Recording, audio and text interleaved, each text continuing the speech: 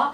Donc voici cette petite éponge qui est le Beauty Blender, qui est le vrai. J'ai d'autres éponges que j'avais trouvées sur ma caverne d'Alibaba, AliExpress, et que je trouvais plutôt bien, seulement, bon, celui-ci est quand même la gamme au-dessus et il est largement, mais alors largement au summum, quoi. Je veux dire, il est super top. Je l'utilise au quotidien pour appliquer mon fond de teint. La matière s'étire, ne laisse aucune trace. Je vais avoir un teint assez naturel avec ça. Il n'y a pas mieux que lui, quoi. Je veux dire, si vous voulez vraiment un teint parfait, entre guillemets, courez vous acheter ça, quoi, parce qu'il est vraiment très très bien. Pour le nettoyage, lorsque je la lave, je vais utiliser du savon de Marseille. Je n'utilise pas de gel douche, ni de savon bébé, ni quoi que ce soit, du savon de Marseille, parce que je sais qu'avec ça, je vais récupérer mon éponge, elle n'aura aucune trace. Donc voilà, c'est une petite astuce pour ne pas avoir votre éponge tachée. Utilisez du savon Marseille. Alors ensuite, je vais vous présenter deux crayons de chez Sephora qui sont waterproof et qui sont pour les yeux. J'en suis pas à mon premier achat puisque c'est des crayons que je rachète dès qu'ils deviennent tout petits. Pour celui-ci, je crois que je dois être à mon 7e. C'est le Cappuccino et en fait c'est un marron pailleté. Je l'adore. Je l'adore, franchement, je l'adore. Vous avez des petites paillettes lorsque vous appliquez un trait, c'est super beau. Et ils en font dans la même gamme plusieurs. J'ai le kaki, j'ai un noir et puis il y en a d'autres également. Donc là, j'ai repris le noir pailleté qui est le Clubbing Stiltos. Génial, génial, génial. Un noir avec des paillettes, ça donne un regard beaucoup plus intense. J'ai pris ces deux-là.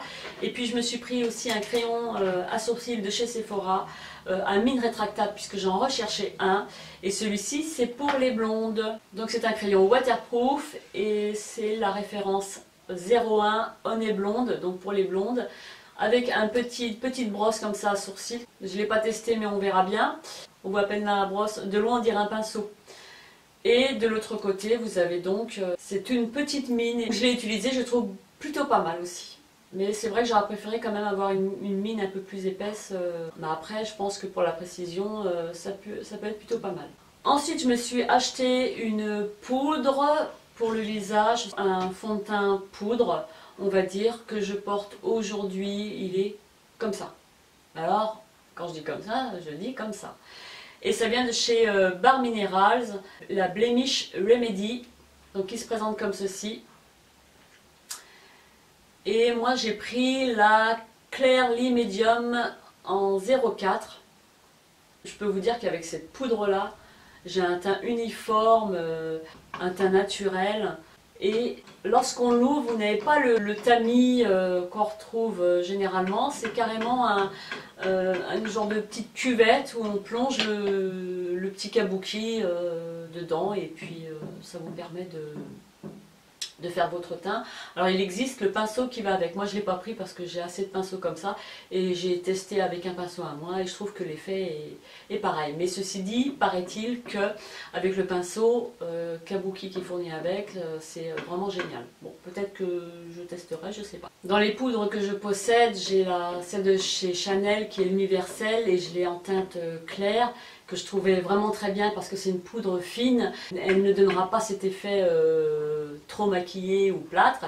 Et celle-ci c'est pareil, c'est une poudre fine et je l'alignerai avec celle de Chanel. Elle est sublime, sublime, sublime. Ensuite je me suis pris un parfum. C'est vrai qu'en hiver on porte souvent des parfums un peu plus forts, plus capiteux, qui réveille un peu, je dis pas une personnalité, mais on a envie de dynamisme, de plein de choses comme ça. Donc moi je possédais déjà le patchouli de chez Réminiscence, mais je l'avais en eau de toilette et je voulais tester en eau de parfum. Seulement je me suis dit je vais tomber dans les mêmes senteurs et je voulais changer un petit peu tout en gardant toujours la même fragrance quoi, qui est en l'occurrence le patchouli. Donc du coup j'ai une amie Jean de la boutique Look Fashion qui elle a le patchouli de chez Molinard et mon dieu c'est une tuerie. Quand elle l'avait sur elle j'arrêtais pas de la renifler parce que il sentait trop bon quoi. Le patchouli était subtil, il n'était pas trop terreux ni trop boisé parce que quand c'est trop terreux j'aime pas non plus. ni trop fort, c'était indéfinissable, quoi. J'arrive pas à vous dire ce que je ressens vis-à-vis des fragrances de parfum déjà, mais une tuerie. Donc du coup, j'ai opté aussi pour celui-ci qui est le patchouli en eau de parfum de chez Molina. Alors j'aime beaucoup la bouteille parce qu'elle est violette. Il est super beau. On sent bien la présence du patchouli, mais il n'est pas entêtant. Donc c'est un parfum qui se porte quand même l'hiver. Il est présent, on va dire.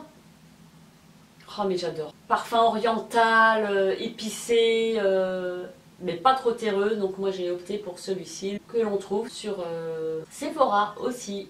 Donc c'est une bouteille en 75 ml et vous l'avez pour 56 €. Un bon plan que vous commandez chez Sephora, vous tapez dans la barre de recherche code promotion Sephora et vous allez tomber sur tous les codes. J'ai eu une promotion 13 € sur ma commande, donc c'est plutôt pas mal et c'est un parfum qui me revient beaucoup moins cher. Donc voilà pour ce haul, j'espère que ça vous a plu. Si vous avez des questions, n'hésitez pas, je suis disponible à vous répondre. Et puis je vous souhaite une excellente journée, portez-vous bien et on se dit à très bientôt dans une prochaine vidéo. Bye bye!